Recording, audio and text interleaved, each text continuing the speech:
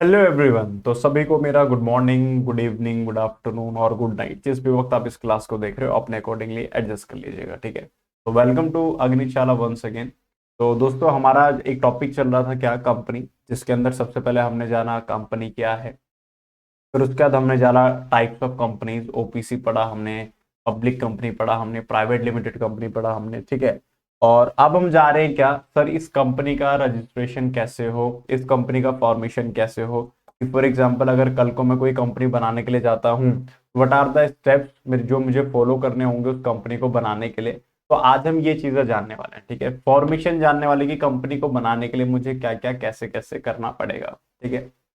Basically company को बनाने के लिए हमारे पास तीन स्टेप्स हमें फॉलो करने होते हैं। हमारे पास तीन ही स्टेप्स हैं। अगर आप ये तीनों स्टेप्स प्रॉपर तरीके से फॉलो करते हो तो भैया आप अपनी कंपनी को इजीली क्या कर सकते हो, फॉर्म कर सकते हो, ठीक है। तो देखना जरा सर, तीन स्टेजेस जो इनके हैं, जो एक मिनट आप मुझे दीजिएगा जरा सा।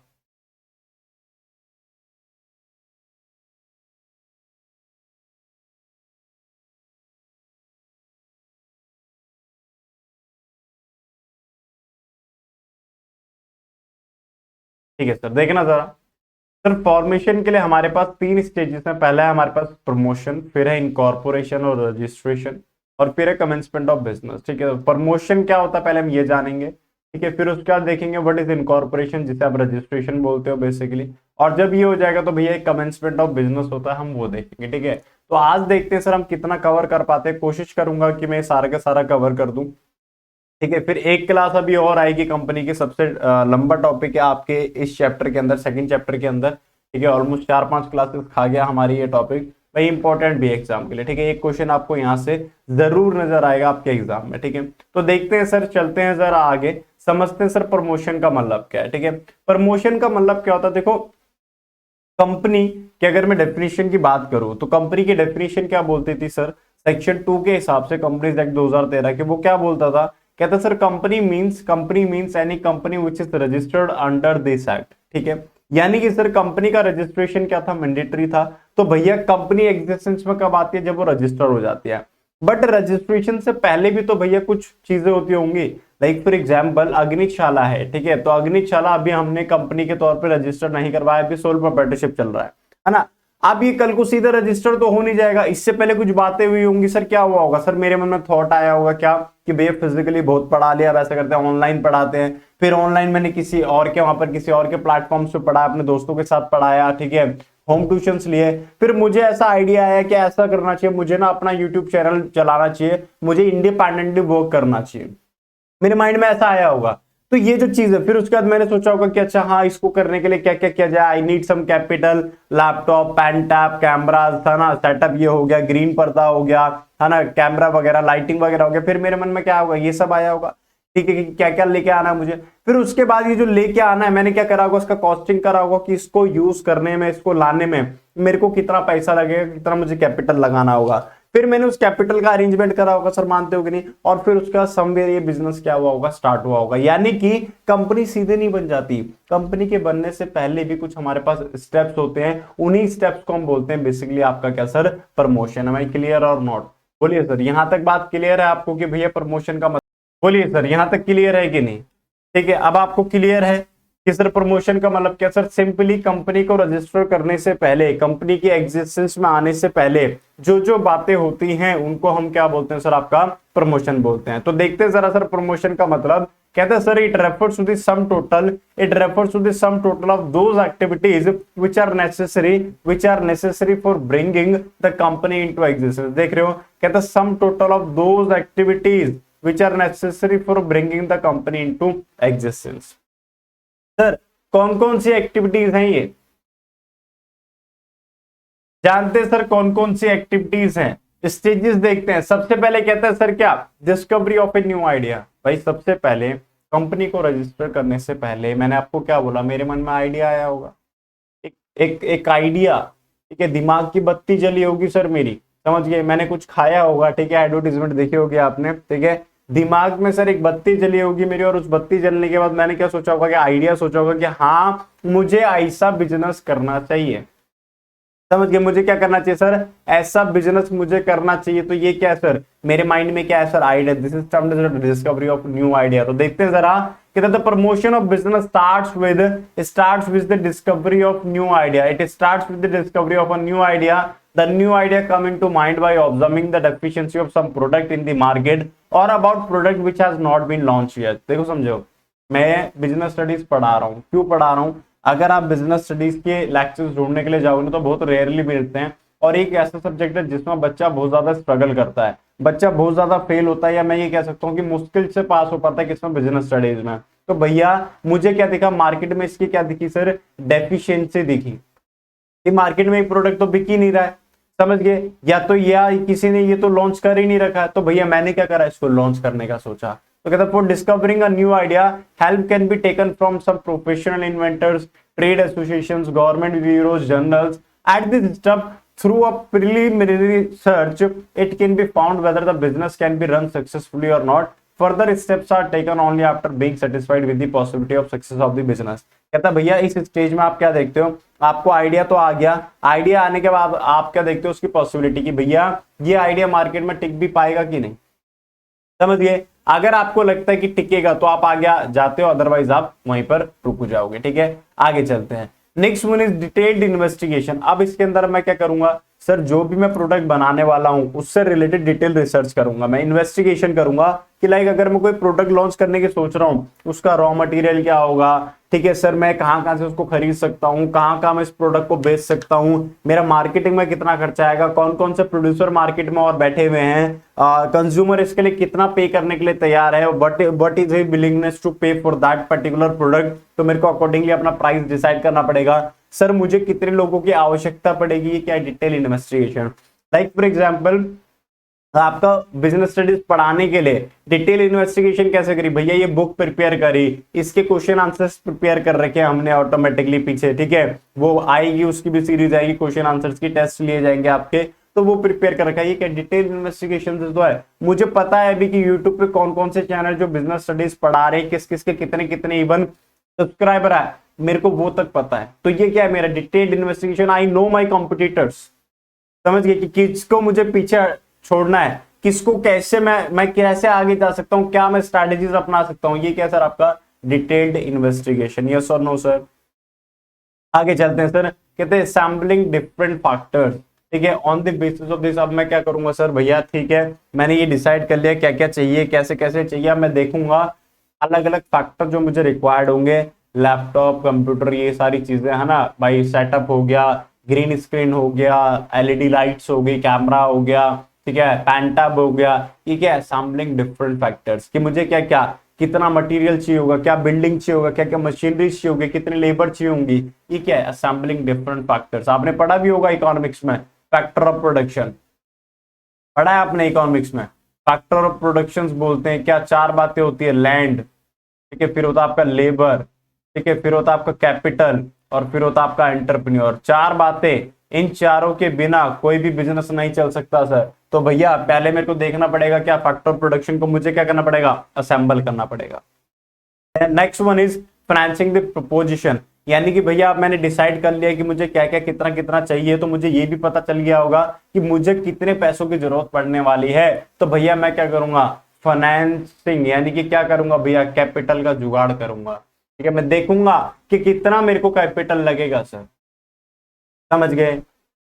समझ गया नहीं चलेगा तो भैया मेरे को देखना पड़ेगा कितना कैपिटल लगेगा, उसके क्या क्या सोर्सेज होंगे। देखो जरा, क्या टोटल अमाउंट डिसाइड करूंगा, उसके सोर्सेज डिसाइड करूंगा, कब कहां से पैसा कलेक्ट करना है वो डिसाइड करूंगा सर। समझ गए कि नहीं, समझ गए कि नहीं? तो ये क्या है सर, फाइनेंसिंग द प्रपोजिशन। तो बोलो बेटा प्रमोशन में क्या क्या बातें करी हमने। सबसे पहले हमने ढूंढा क्या सर, आइडिया। सबसे पहले हमने क्या ढूंढा, आइडिया, बटन आइडिया सर जी। फिर हमने क्या करा, उसी का डिटेल्ड इन्वेस्टिगेशन करा कि भैया क्या क्या ढूंढा जा सकता है। फिर हमने नेक्स्ट करा क्या सर, आपका रिसोर्सेज को असेंबल करा, ठीक है, और उसके बाद हमने क्या करा सर, उसके बाद हमने क्या करा, प्रपोजिशन करा किसका, फाइनेंसिंग का, यानी कि मेरे को कितना कैपिटल का रिक्वायरमेंट है। बोलो भारत माता की जय। समझ आता है क्या, समझ आया नहीं समझ आया? बोलिए सर। तो समझ आ गया। The next one is after this all things, ठीक है मुझे पता चल गया कहां से कितना कैपिटल उठाना है, ये सारी चीजें।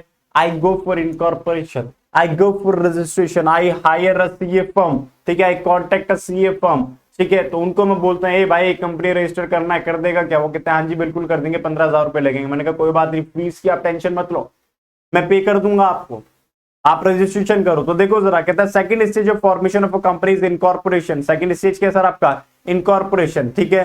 Under this after performing certain initial activity documents are to be submitted in the office of registrar. आप नहीं करते रजिस्ट्रार के पास, आप सीए को देते हो, सीए उनको साइन करके रजिस्ट्रार ऑफ कंपनी के पास डिपॉजिट करवाता है। वेरिफिकेशन होती है, गवर्नमेंट फीस जाती है, सीए की फीस अलग जाती है, ठीक है। और उसके बाद आपका क्या हो जाता है? रजिस्ट्रेशन हो जाता है। समझ गए?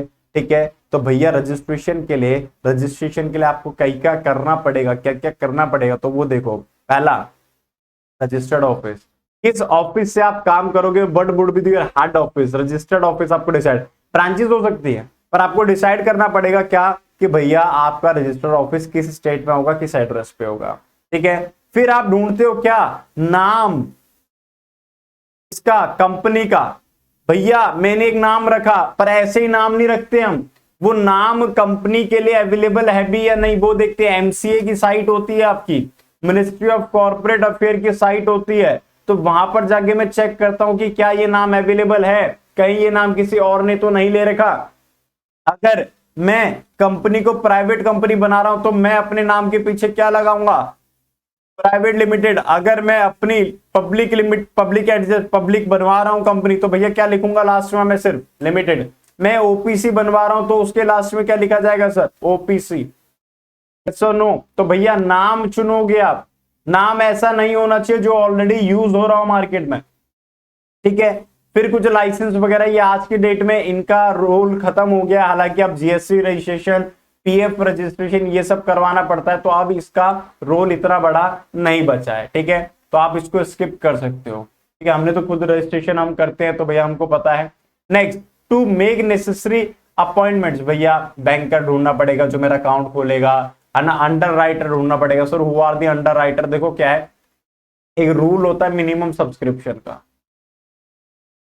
Minimum subscription, sir what is minimum subscription? भाई फॉर एग्जांपल मैंने 1 लाख रुपए के शेयर मैंने इशू करे पब्लिक को, मैंने कहा मैं 1 लाख रुपए के शेयर इशू कर रहा हूं, तो मिनिमम सब्सक्रिप्शन होता है इसका 90%, 90% होता है मिनिमम सब्सक्रिप्शन, यानी कि 90,000।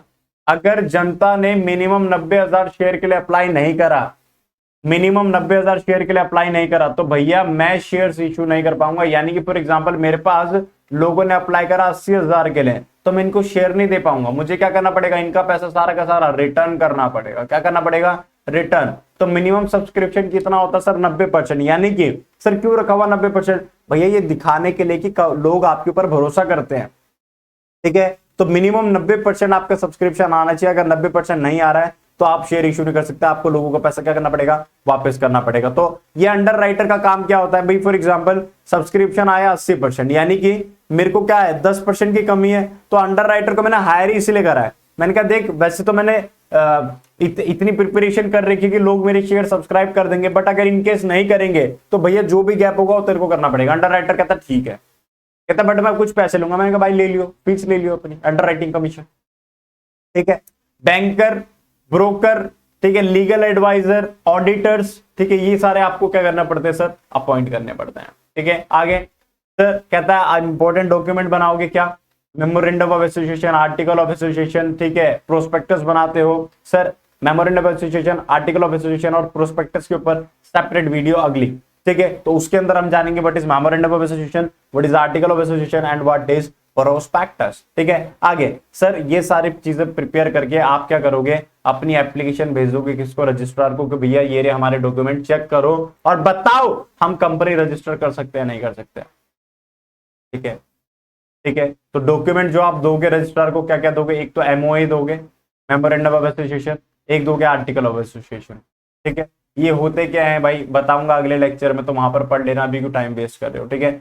Information about the registered office, कहां पर आपका रजिस्टर्ड ऑफिस होगा उसकी इंफॉर्मेशन, लिस्ट ऑफ डायरेक्टर, कौन कौन आपके डायरेक्टर हैं, ठीक है, उनसे रिटर्न कंसेंट लोगों की, उनको आपके डायरेक्टर बनने में कोई दिक्कत नहीं है, कोई आपत्ति नहीं है, ठीक है। आगे अंडरटेकिंग, ठीक है, रिगार्डिंग क्वालिफिकेशन ऑफ शेयर, ठीक है, यानी कि भैया किस किस ने कितने कितने शेयर सब्सक्राइब किए हुए हैं और आपने उसकी पेमेंट की है या नहीं की है, उसके रिगार्डिंग है ये।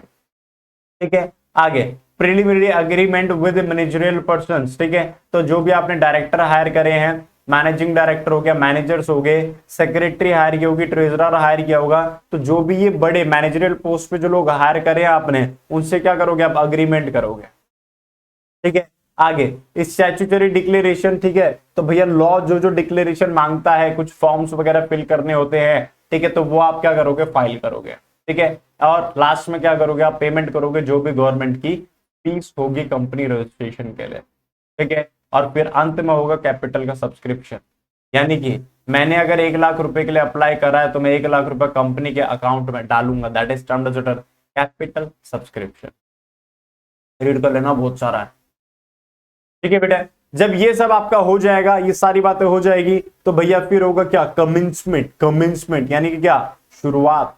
भैया पहला स्टेप पढ़ा हमने प्रमोशन, दूसरा स्टेप पढ़ा हमने क्या, इनकॉर्पोरेशन, तीसरा स्टेप क्या है, कमेंसमेंट ऑफ बिजनेस। बिजनेस की शुरुआत हो गई सर, अब बिजनेस काम करना शुरू करेगा सर, समझ गए, अब काम करना शुरू करेगा। मिनिमम सब्सक्रिप्शन मैंने आपको बता दिया, रीड करोगे आपको सब समझ आ जाएगा ये।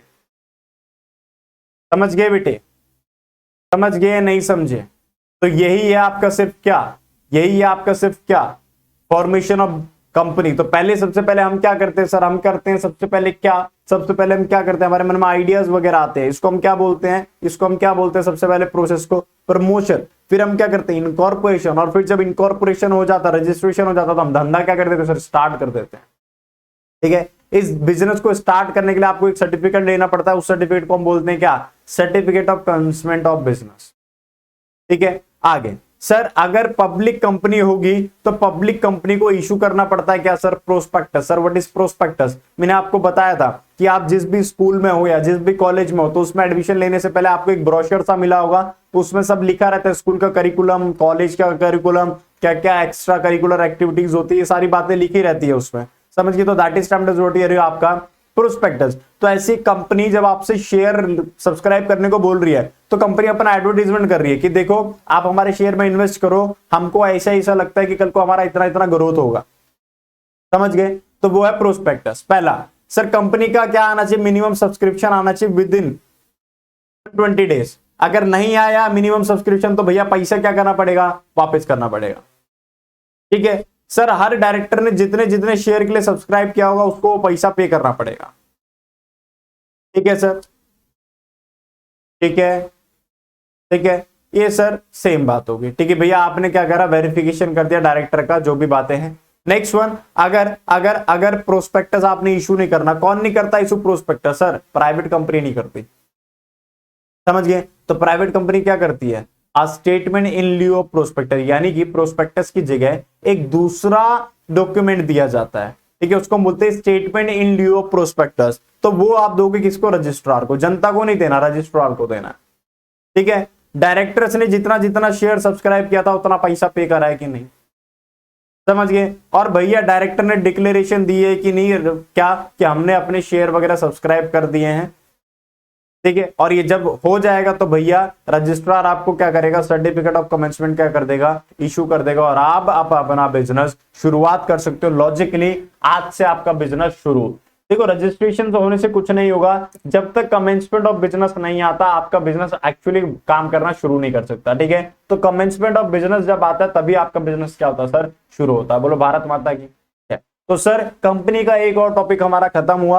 अगला टॉपिक नेक्स्ट लेक्चर में हमें मिलेगा क्या आपका, सर ये रहा main documents use in company formation, what is MOA, AOA, prospectus. बहुत दिनों से ये वर्ड आ रहे हैं। ठीक है, तो इन वर्ड्स का हम खात्मा करेंगे कब, आपका अगली क्लास में। तो मिलते हैं आपसे अगली क्लास में, तब तक के लिए टाटा, सी यू, बाय बाय। रिवीजन करना मत भूलिएगा, मैं पढ़ाना नहीं भूलता तो आपको रिवीजन करना नहीं भूलना। ठीक है, चलिए सर, तो मिलते हैं आपसे अगली क्लास में।